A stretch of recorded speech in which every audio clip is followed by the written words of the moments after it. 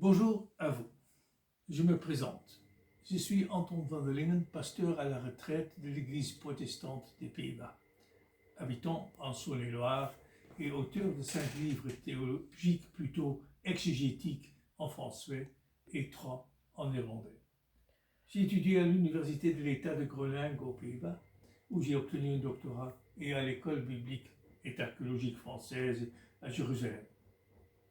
Dans le livre « L'exil à Babylone, une crise salutaire, Israël se divise, se perd et se réinvente » paru en mai 2024, j'ai présenté un aperçu de l'histoire d'Israël des années 1000 à 400 avant notre ère, qui donne aussi un arrière-plan historique des narrations publiées en 2022 sous le titre « Petite et grande histoire des rois d'Israël », narration sur le livre biblique de Samuel et des rois.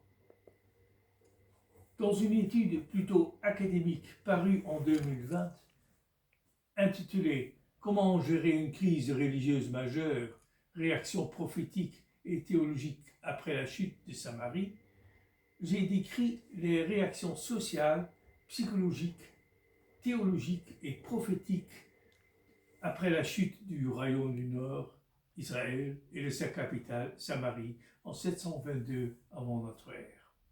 Le nouveau livre est plutôt orienté vers la chute du royaume du Sud, Juda, et de sa capitale, Jérusalem, avec son temple en 587.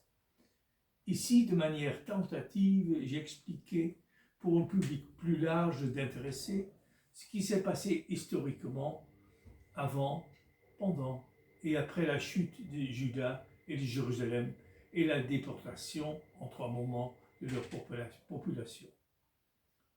Je traite en particulier le développement des grandes traditions théologiques et littéraires qui ont formé les 9 premiers livres de l'Ancien Testament. La période de 70 ans que les déportés de Juda et de Jérusalem et leurs descendants ont séjourné en Mésopotamie et en particulier à Babylone, a été théologiquement très fructueuse pour la création des textes qui forment notre Bible actuelle.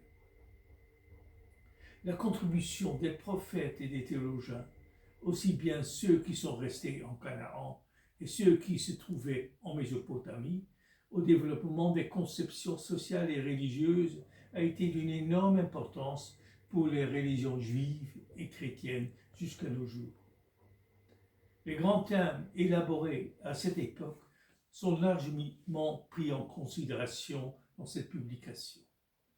Évidemment, le retour des descendants des déportés en Canaan et leur intégration compliquée dans la population de leur ancien pays d'origine et les conséquences pour la pensée théologique sont discutées.